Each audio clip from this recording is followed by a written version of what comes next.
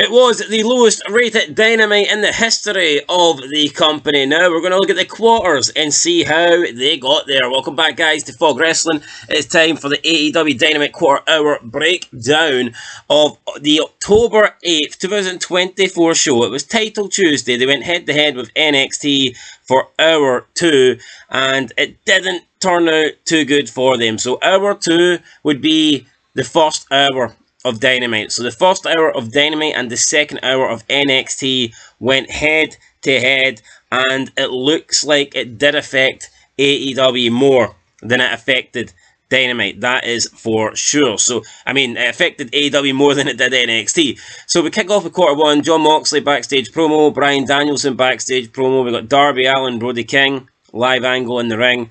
Jake Roberts came out, Lance Archer was there, and we got Don Callis backstage. This got 450,000 in viewership, it got 157,000 in the key demo, and that was the highest for the show. Highest quarter in terms of viewership, highest quarter in terms of key demo. So it's downhill from here. Now, but we're used to that. We expect that from Dynamite. They always do better with their opening quarter. So yeah, I mean, I'm not surprised, but it is what it is.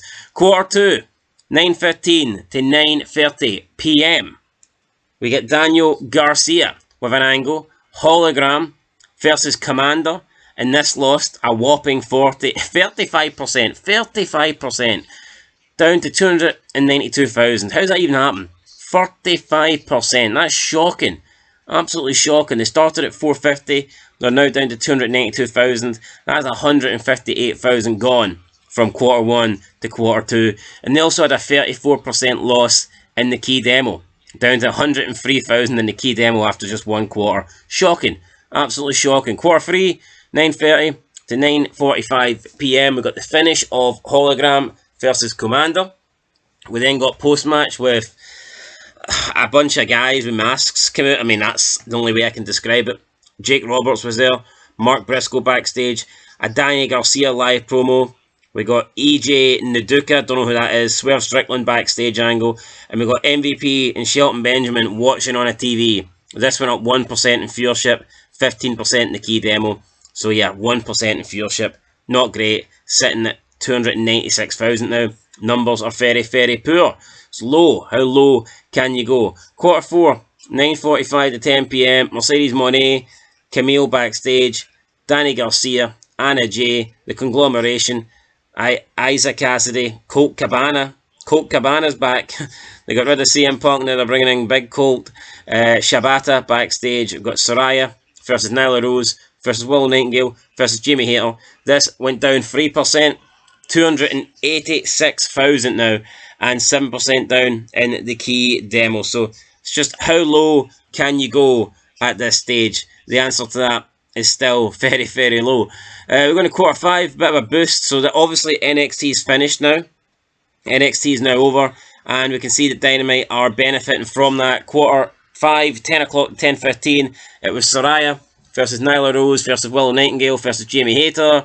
Post-match with Mariah May. Got the Learning Tree in there as well. Rocky Romero backstage angle.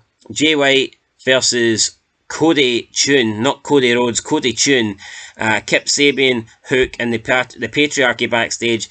This went up 17% to 334,000 in viewership, and up 19% in the key demo to 131,000. So increase here, which is partly, I would say, due to it being the top of the hour, but mainly more so because NXT finished, and you probably have people that have came over from NXT to tune into Dynamite, so that's kind of why that rating's up so much.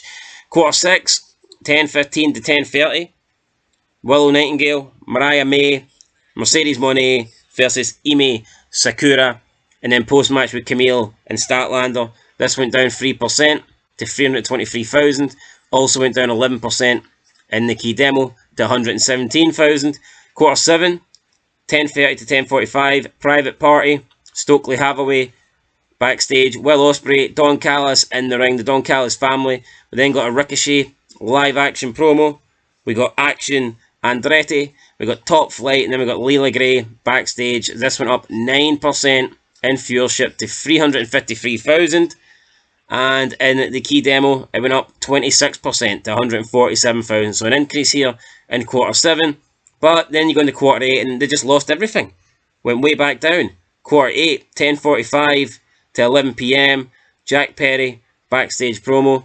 Bryan Danielson and Wheeler Yuta versus Claudio Cascagnoli and Pac. This lost 16%. A whopping 16%. Down to 296,000. And in the key demo, it went down 14% to 126,000. Why so many people tuned out for the main event, I don't know. Bryan Danielson's in there. He's your world champ. He's supposed to be your big draw. The guy that's going to, bring in the ratings. And he ain't bringing in nothing. He's got absolutely nothing. And then we go into the overrun. 10 o'clock to 10 past 10. It was Bryan Danielson, Wheeler Yuta, Claudio Cascagnoli, and Pac. The continuation of their match. And then we got a post-match with Marina Shafir and Jon Moxley. This went up 11%. Finished with 328,000 in viewership for the overrun. And the key demo went up 16% to finish with 146,000. So these numbers, really, really poor. Obviously, overall, it was 329,000. And the overrun ended with 328,000. So the overrun only ended with 1,000 fewer less than the overall average for the show. And in terms of the key demo, the overrun ended with 146,000 and the show only did 128,000. So the overrun actually had more viewers than the whole overall show. So yeah, honestly, man, was it a case of people were intrigued about the main event? I don't think so, because they didn't tune in quarter 8. I mean, maybe there was something coming on after Dynamite. Maybe there was something else on TBS at 10 o'clock that people tuned in to watch, and that's why the rating went up like that. But, I mean, this is a shocking number for Tony Khan. I don't see where he goes from here.